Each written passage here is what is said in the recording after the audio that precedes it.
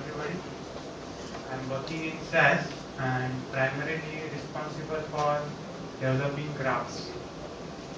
So today in this session I'm going to talk about something related to HTML5, particularly how to accelerate performance in HTML5. I was involved in research for HTML5. I was doing research on performance related issues in HTML5. When we process huge data on client side, and that too in JavaScript, the performance of JavaScript is not that good as compared to the native applications. So I thought of improving this performance. For this, I tried to use parallel computations on client side and use the underlying multi-core architecture. And with this technique, I was able to get around 20 to 40 times better performance than our conventional JavaScript. So let's discuss about this technique. Okay, first thing is why there is need for acceleration in HTML5. As you know, HTML5 provides new features like canvas, new UI controls. With canvas, it is possible to develop full-fledged UI application, and with this, you may tend to implement compute-intensive algorithms on client side, or may tend to process huge data on client side. And as far as HTML5 is concerned, most of the things are implemented using JavaScript, and JavaScript is not that good for processing huge data. So I think if we improve this acceleration, it will improve the user response on the client side. Okay, now let's see the outline of this session. First is some brief introduction to multi-core computing. As you know, a lot of parallel architecture is developing or evolving, like i5, i7. We will use such architecture for HTML5 applications. Then I have some interesting use case which uses this parallel computation, and the performance is 20 times better than the normal or conventional JavaScript.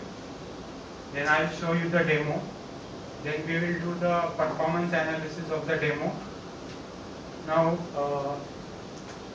actually this OpenCL and WebCL, these are the new technologies which help us to help the HTML5 application to leverage the multi-core architecture. We will discuss.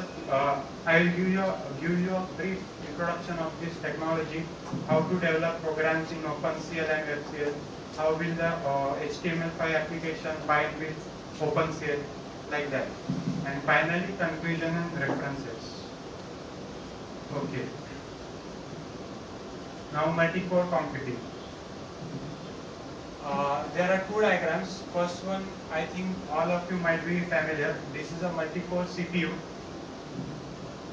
Typically, it has 4 to 7 cores, and to use this multi-core, a developer multi-threads his application. So tasks run in parallel, and he gets the performance out of this core.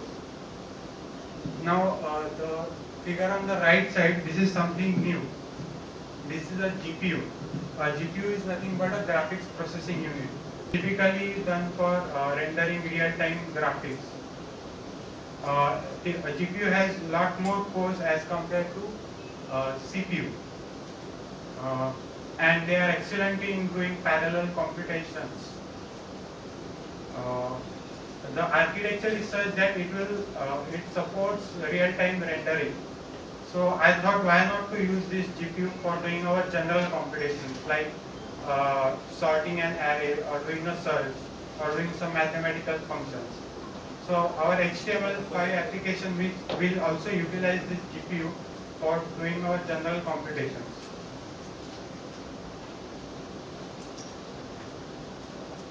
Okay, now let's discuss about the use case which I have considered for accelerating the computation. The use case is about node link diagrams. I think most of you might be familiar with node link diagrams. They are nothing but they show the nodes and some relation between them. If you see this diagram, this shows some network architecture. There are servers and clients connected to them. So this is kind of a network diagram. Some other example might be a Facebook friends. This shows the network of friends on the Facebook. Now the problem here is how to draw this diagram, how to come out with such aesthetic layout. If because we don't draw it by hand, this is done by computer. So there needs to be some algorithm for drawing this diagram. In the most simplest form, if we just randomly put these nodes and links on the screen, something like this will show. So this is not that intuitive. We can't interpret anything from this. So there is one algorithm which will process such kind of graphs and will transform this into something aesthetical form or something symmetrical form, so that you can interpret something out of it. But there are some performance issues with this force directed layout algorithm. Actually, this force directed layout algorithm will stimulate some forces on nodes, repulsive forces on nodes, and it will try so that the nodes will get away from each other, and thus we will get some symmetrical layout. And this is very compute intensive algorithm. And if you are considering this implementing on JavaScript and processing huge nodes, the performance will be very poor. So performance will be very poor when there is huge data present on the client side. When we get something like this, when the post-directed algorithm processes this graph. Okay. Now you can imagine you have to come up with something like this on client side using JavaScript. I'm sure that JavaScript will give script timeout error if you are processing such huge kind of data. Okay. Now I'm trying to process such huge data on client side using multi-core computing and parallel computation. So let's see the demo of this. There are three versions of demo. First is serial version, that is done using simple JavaScript. There is no parallel computation, nothing. And the second one is parallel version of the same algorithm, post-directed algorithm. In this we use multi-core CPU. And the last is the same parallel algorithm which is utilizing GPU. So second is CPU acceleration and the last is GPU acceleration. Let's see the demo.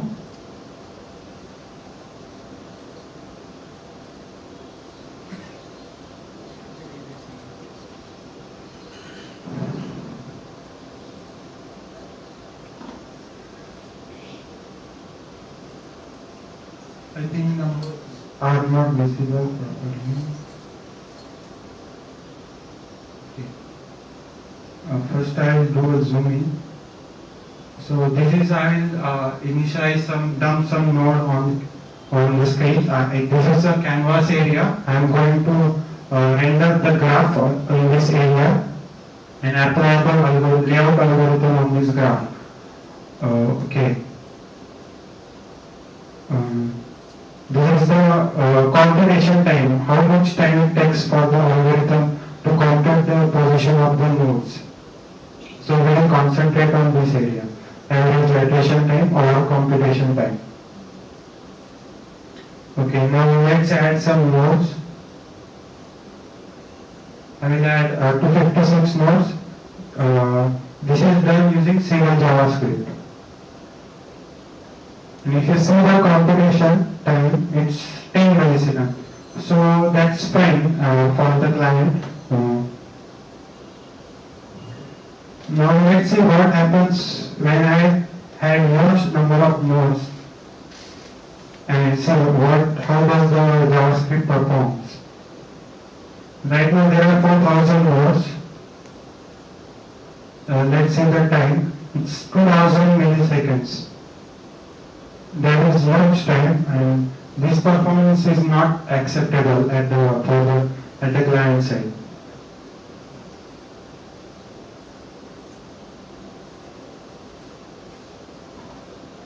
Okay. So now let's see the accelerated version of the same algorithm. This algorithm will use 4 cores that are available on the CPU. I will add 4000, again I will add 4000 nodes.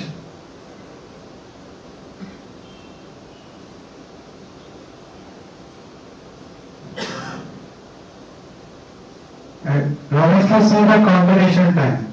That is only 120 milliseconds. So that is almost 20 times better than the serial JavaScript.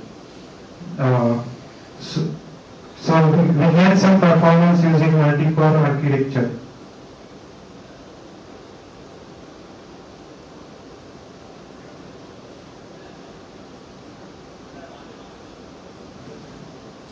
Okay.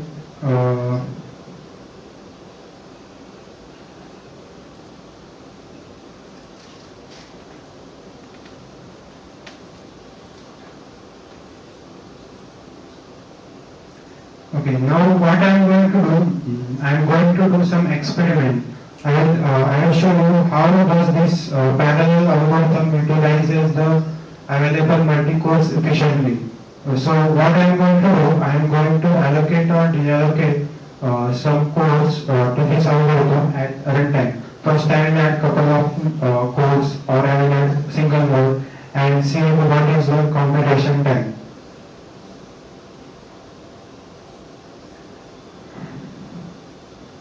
I will add only one code for this algorithm.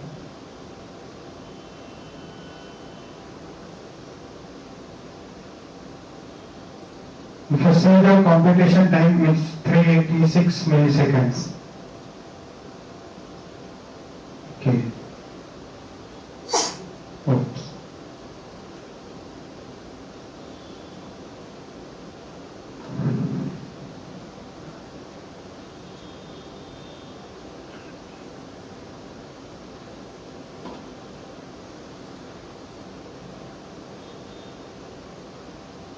Now I will add couple of cores. So there are total 3 cores.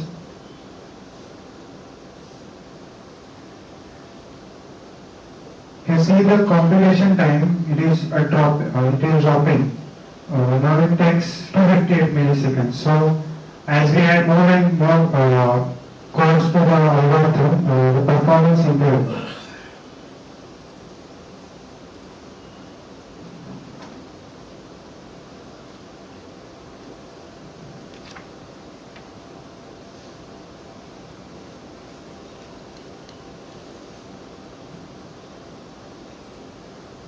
Now the time has dropped to around 200 milliseconds. Okay. Now let's try the same experiment with serial JavaScript and see does multi-core make any difference for JavaScript.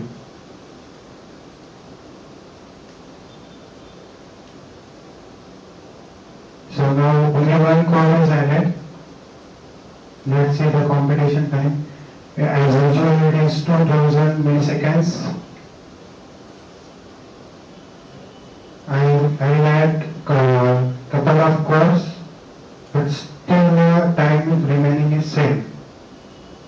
So as such, there is no difference for JavaScript whether there are multiple cores or single core. That means JavaScript is not efficiently utilizing our multi-core architecture, but OpenCL or parallel algorithm is utilizing. That is how we achieve performance in HTML5.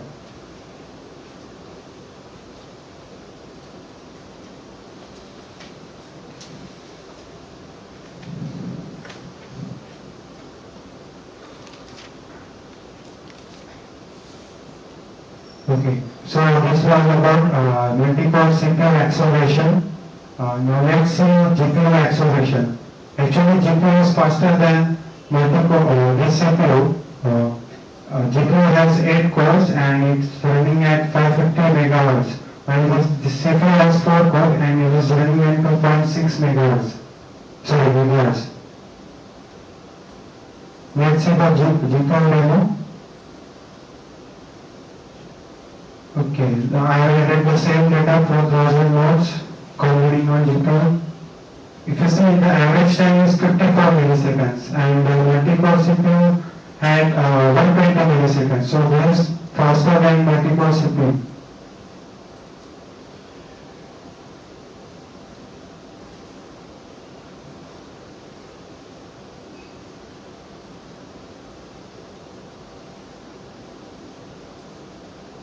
So this was about the demo. Now we are going to do some performance analysis of the same demo. I will show you the performance graph of JavaScript, CPU and GPU.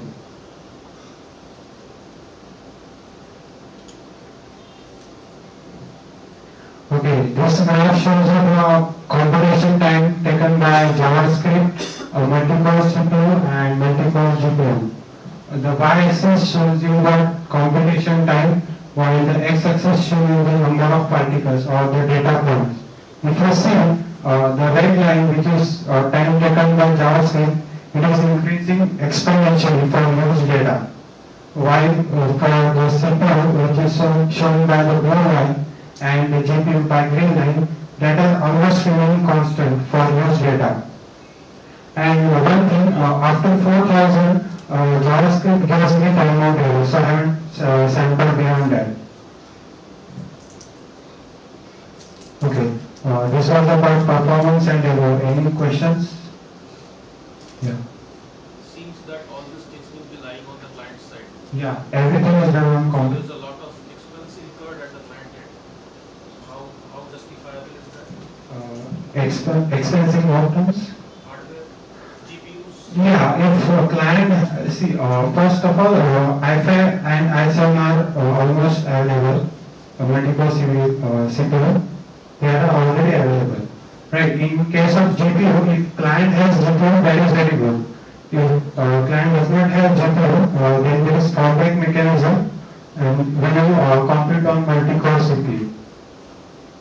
But typically on any customer's client machines, you do not have these hardware capabilities, right? Those are typically simple browsers. But on the hardware configuration, we never have high-end configurations at client side, right? You are talking about GPU or multiple? CPU as well as GPU. Yes, that is a requirement, you can say. Duck terminal, right? Yeah, in that case, that is not possible. I am just trying to use there is multi-core architecture available, then we can utilize it efficiently. That will be one limitation. Excuse me. See this, you showed an example regarding the graphics, right? Mhm. But what if you have an application which is loading a lot of data? Let's take some table kind of data, you know, those scroll with scroll bars and table listing. Does this have a benefit on that? Like the multi-core CPU, not the GPU part, in HTML5? Okay, you are doing some computation, loading some data, right?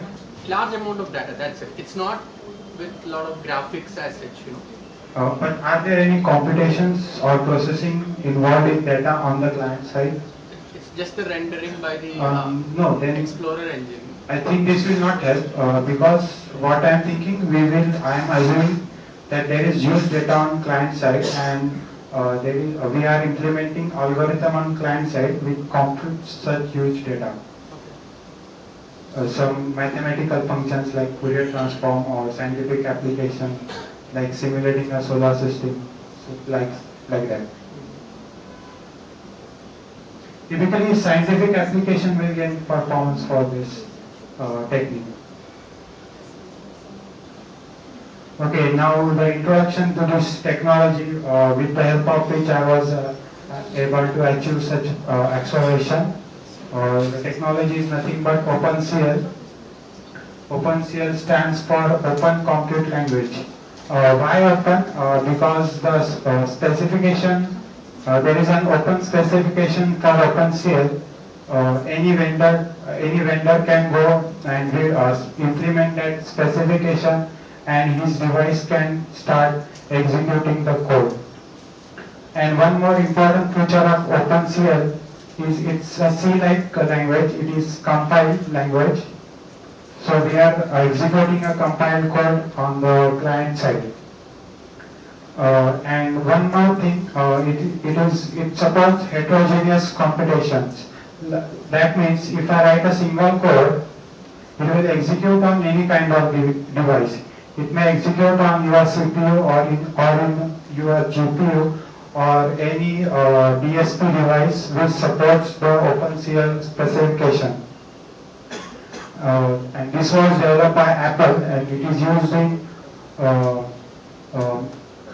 in Mac OS.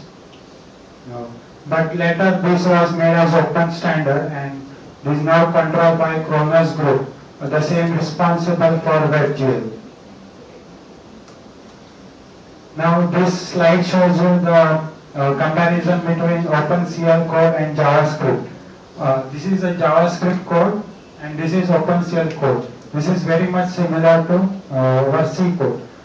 Now what I am doing, I am trying to add some n numbers in an array.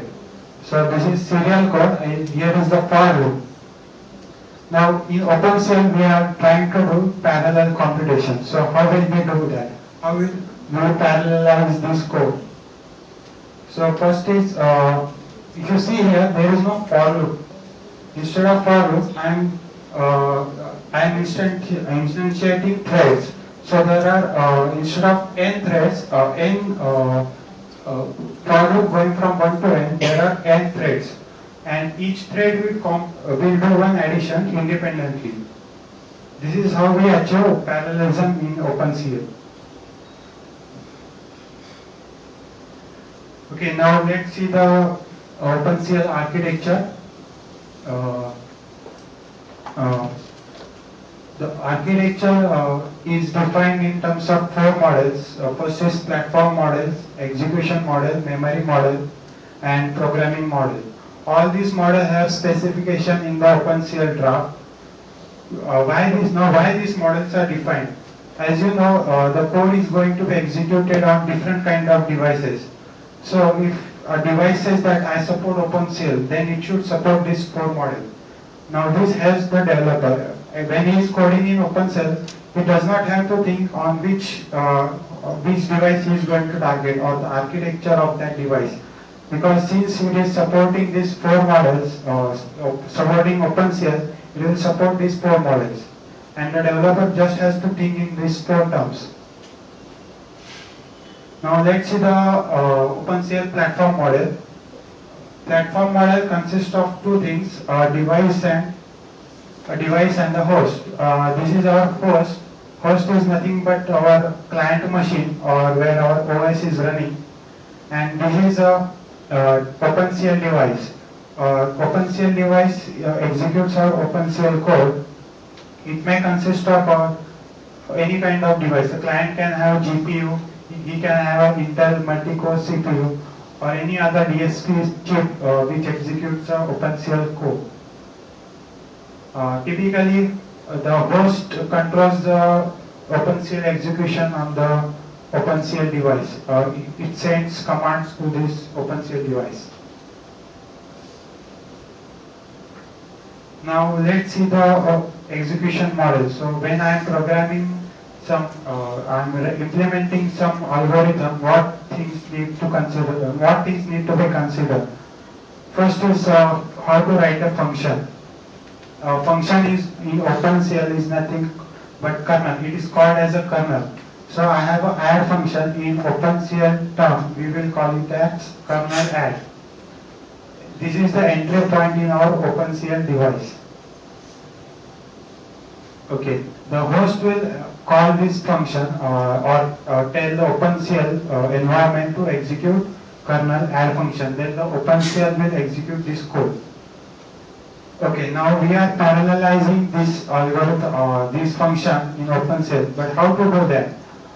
So we specify how many, typically we multi-thread this code and specify OpenCL how much thread it needs to do this computation. So if I have 10 numbers to add, I will say OpenCL to instantiate 10 threads, and each thread is known as a work item. Means one thread is one work item.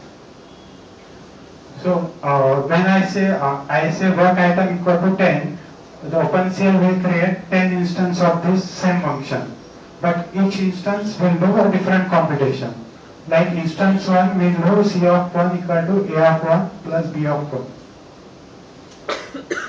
Now, we can how to access these threads. There are huge number of threads, but there should be some technique to access this thread. Well, for that, we have OpenCL specifies an index space. You can index space is nothing but how to access threads in the OpenCL environment. There are two types, many types of index spaces. First is the linear index space, in which you access thread one by one, first thread, second thread, third thread. Then there is two-dimensional index space. This is used for image processing. In two-dimensional index space, you can consider a group of thread, or you can form a grid of threads, like two-dimensional grid of threads. Like then you can access first thread as row 1, column 1, second thread as row 1, column 2, likewise. And likewise you can have three-dimensional index space. If you see, this is first thread and this is doing some computation. This is 1, 2, second thread doing some computation. Okay, that is the power of OpenCL. You can have theoretically you can have infinite number of threads in OpenCL. In our demo example, I almost instantiated 4,000 threads on client. Okay, that was about the index space. Then let's see the work group. Okay, it is OpenCL provides a feature to club the threads together. That means we can have a group of 10 work items accessing some memory location or local memory. That helps to improve the performance. Then program is nothing but OpenCL code which consists of several OpenCL functions. Like for example, program will consist of this add function. Then there will be a multiply functions. So it is a collection of various functions. We will compile these functions or program at the runtime on client side.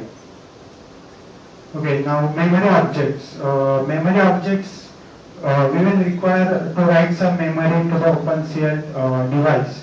So this is specified in memory object in the OpenCL drafts. Now to send commands to the OpenCL device, we need to use this command queues. Actually, this will communicate or communicate with the OpenCL device what it has to do. So when the host application has to call the add function, it will send this command through command queues. So this is the execution model. Let's see the memory model of OpenCL. This is our client. You can consider this as a client machine. It has a compute device. This is compute unit 0. That means it is a core 0, core 1, core 2. And it has some private registers associated with it. Okay, now let's see the memory. This is a global memory or RAM. We consider it's a GPU. It has some RAM associated with it. So the host device writes its data here on the global memory.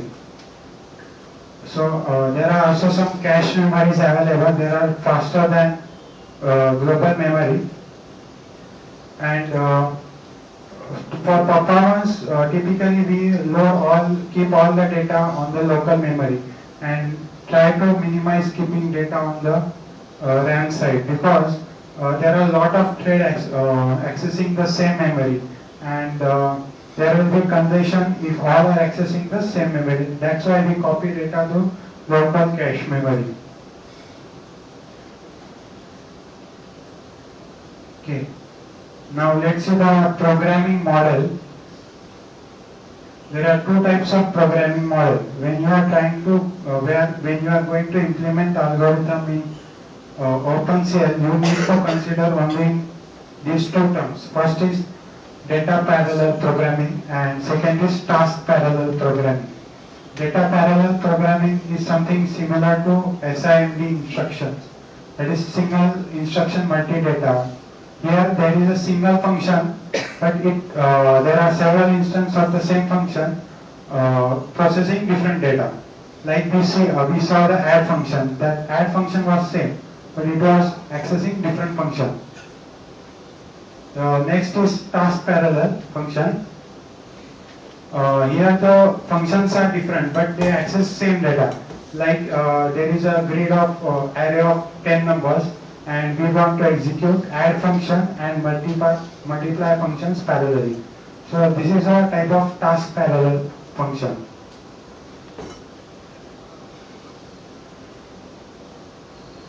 Okay, any doubt until now? How will be in the programming model, sorry, in the programming of that you mentioned earlier, how we are going to mention the number of threads and all this? There are APIs provided by the OpenCL specification. In that, before executing the code, you have to specify how many number of work items do you need. I will show you the code for that.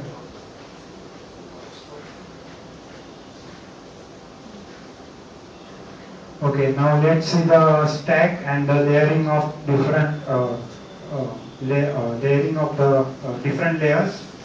First is the application layer, or our host program.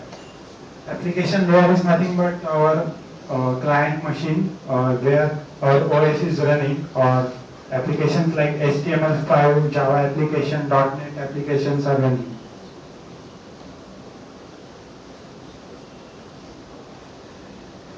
Or C++. Then we have to embed our kernel or our OpenCL function, like for example add function, as a string data type in our application. So for HTML5, I will embed add function as a string data type in my JavaScript. Then I have to send it for compilation to the OpenCL environment, you can say. So the OpenCL environment or runtime will compile this add function according to which device is available on the client side. Then it is ready for execution. Now let's see the framework level. OpenCL provides some framework for us on client side.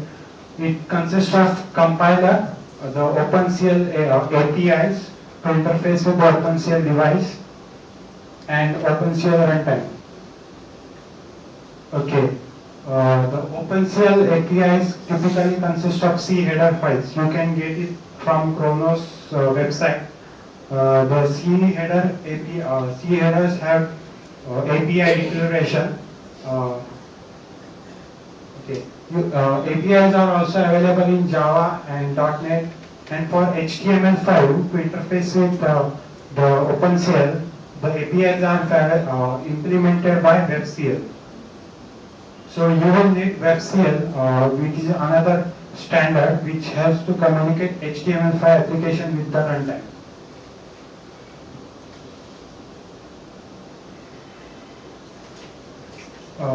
The APIs in OpenCL frameworks are like memory APIs to specify number of work items, to compile the source code, and like that. Okay, now the runtime.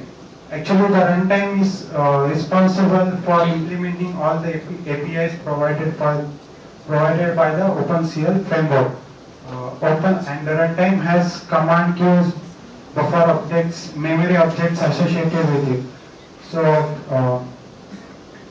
when we command OpenCL to write some data on the OpenCL device, that is done by OpenCL runtime.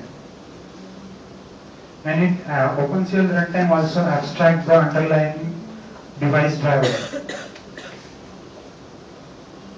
Okay, this was about the stack and architecture. Now we know what is the framework, what is the runtime, the execution model. Now let's see what are the development steps when we are going to execute the OpenCL code from the host application, which is HTML5 in our case. First is you need to find whether algorithm is parallelizable. If yes, then you write a OpenCL code. It's not a complete C code, but a subset of C code. And you embed it in your host application. Okay, now I have my kernel. Then we need to set up the OpenCL environment. So there are 3 steps. First is we see what kind of compute devices are available on the client side, whether it is a GPU, whether it is a multi-core CPU, and accordingly we create context. The context associates our compiled kernels and the OpenCL device. Also at the same time we compile our kernels. Okay. Now we have our binary version of kernel, we have our device. Now let's instantiate some memory. So here we will write some memory that is required by the function on the OpenCL device. Now here one challenging task is to map the data structure on the host application with the data structure on the OpenCL device. For example, there might be JavaScript might support only float data type, but there may not be support for float data type in OpenCL. So somehow we have to manage this. And then after mapping the data structure, we have to initialize the kernels or our OpenCL functions with the parameter. Okay, then using command queues, we schedule our kernel and trigger the execution.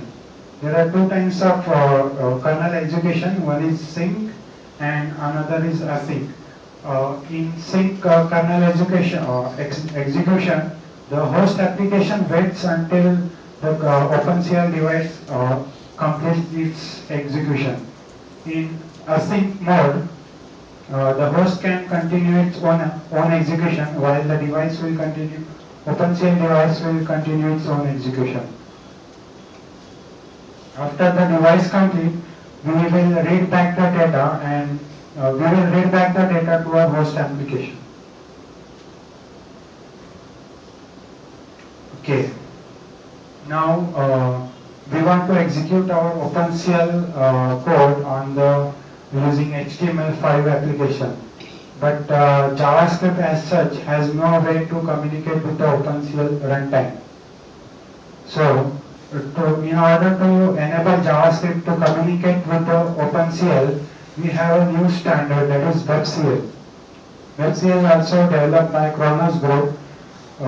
WebCL stands for Web Compute Language. The main purpose of WebCL is to enable JavaScript to communicate with the OpenCL runtime or environment. It's a bridge from HTML to OpenCL. But the thing is that right now just a prototype version is available. There is no production version as such. That's a work in progress, and once that is available, there is no need for plugin. The browser itself will implement this WebCL interface. Okay, this is the interaction diagram of WebCL, OpenCL, and host application. So this will be our host application. It will be, you can say, Mozilla Firefox browser. The browser is implementing the WebCL standard, with the help of which JavaScript can communicate with the OpenCL framework, and it can command OpenCL framework to execute functions on OpenCL device. This is how we communicate with the OpenCL device on the HTML, in HTML5.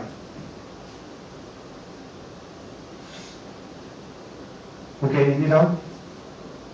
How hard it is to debug threading issues in OpenCL? Credentials?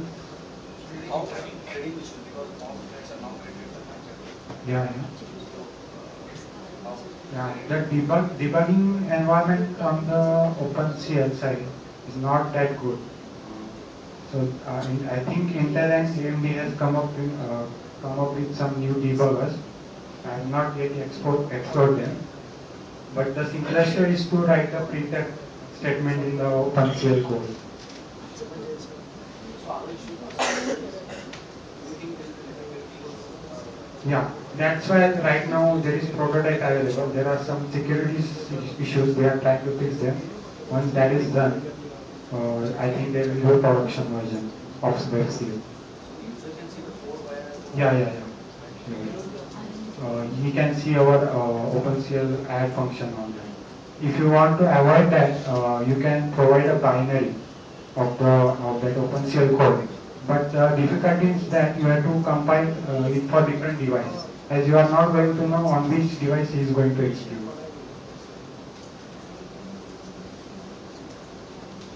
Okay, now this is just a brief code walkthrough of our OpenCL application with WebCL. So first thing to develop OpenCL is to get the available platforms on the client machine. So there is an API for this, get platform IDs. So this is actually implemented by WebCL standard. So first we get what kind of, does the client machine support OpenCL platform? If yes, then we need to create a context on which kind of device do we need to execute our code, whether it is a CPU or whether it is a GPU. Then we associate this device, GPU or CPU, with a context. Okay. Then we compile our program using that context. So the kernel source code will automatically get compiled for the same for the CPU or GPU device. Okay, then the kernel consists of various kernel functions. There may be function 1, function 2. So we have to create handle for each function. So here I have created one handle for kernel function 1, which may be an add function. So we have now handle for our functions. Then we need to manage our memory. That means we need to write data, create buffers on the OpenCL device, then write memory to that device. Okay. Now we are done with memory and functions. Okay. Then we write all the parameters to the OpenCL device that are required by the kernel or the function. Initialize that parameters, and finally we initiate the execution of the function. So here we specify total work items or total threads, and this is a sync type of execution. So here the host application will wait until the OpenCL device finishes its execution. And once it's finished, then we will read back the data to our host application. Now that was about OpenCL and WebCL.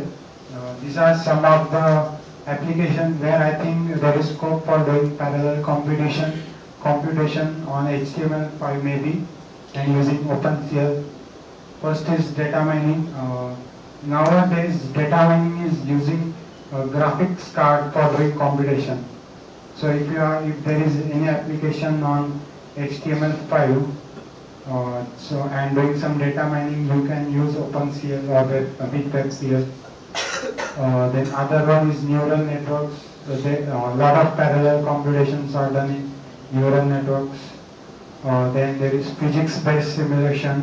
In our demo application, I had done this physics-based simulation. I had stimulated some physical forces using OpenCL.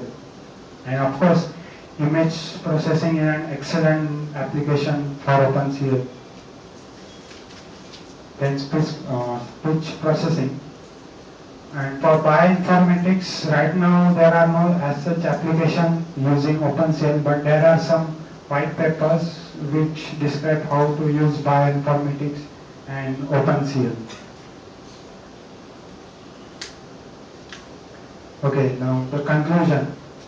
As you saw, there was significant performance gain using parallel computation on client side using OpenCL and WebCL in the HTML5. But there is a prerequisite that there should be some scope for doing parallel computation. If the algorithm itself is serial and it is difficult to do parallel computation, then this OpenCL and WebCL is not of any use. And if we properly look at the memory model, we can achieve further optimizations in our code. Okay, so what hardware I have used in my demo? First is quad-core CPU with 2.6 GHz. The GPU is has 8 cores running at 580 MHz. And there are two runtimes given by the respective vendors. For Intel CPU, the runtime is available, which is provided by Intel vendor, and runtime for GPU is provided by the NVIDIA vendor, and a prototype plugin for Firefox. Okay, these are some response references. You can get some information on OpenCL from Mac Research. Some information from general purpose GPU computing, that is nothing but executing our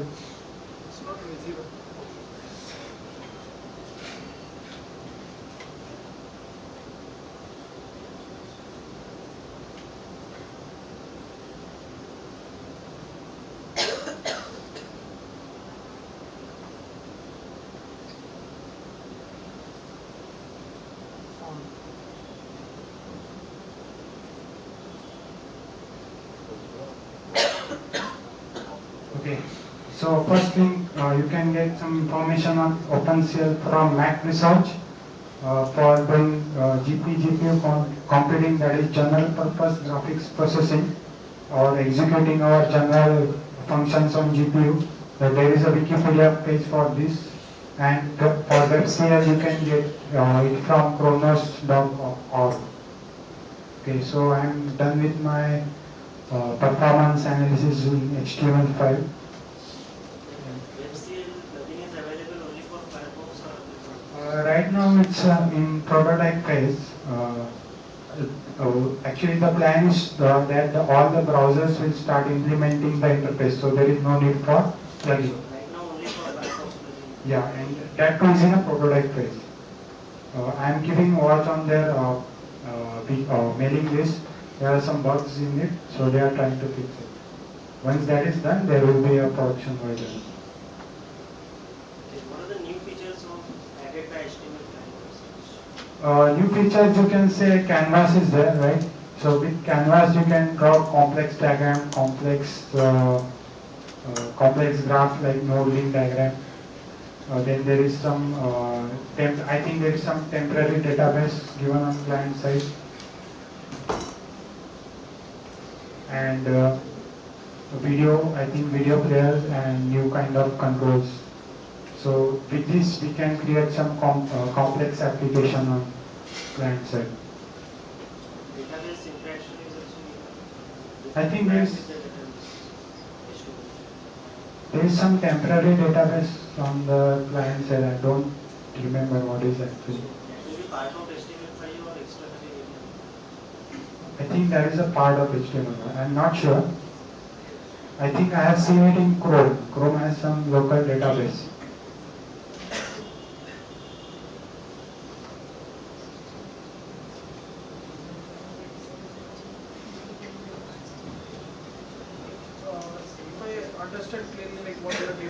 try to optimize your JavaScript code using OpenCL, right? Not optimize JavaScript code. Yeah, do it parallelly, Yeah. basically. Uh, So like that could be like you were doing research on HTML5, but this could be applied in any web-based application wherein Yeah. Correct. lot of computation is going on the client Correct. side. Exactly. It need not be written in HTML5, No. right? You are correct. But I thought JavaScript is not that good for huge data processing. So if you can integrate OpenCL with HTML5, it will be a good option. You can, of course, execute it with .NET application or Java application. How about the other parallel processing languages, which are already working on weather stations and all these things? Mhm. So, does it have any kind of similarity or something to do with that? Other kind of It is alternatives to OpenCL. See, there is Paperworkers. parallel computing has been doing since long. Right, right. People, scientific applications are doing parallel. They are also using some kind of Right. language paper. So, does it refer to that also, or does it have some parallels to that? Because it seems that it's just a beginning, which is trying to evolve as a Right. language for parallel computing. But some languages are already there. But one main feature is heterogeneous computing. That's there. So you can execute on GPU, and that is a plus point. Typically, GPU has a lot of cores, so I think that will be one plus point. And other is you can use it on client side. Has to be used on client side only. Because server is not going to take that much load of storage.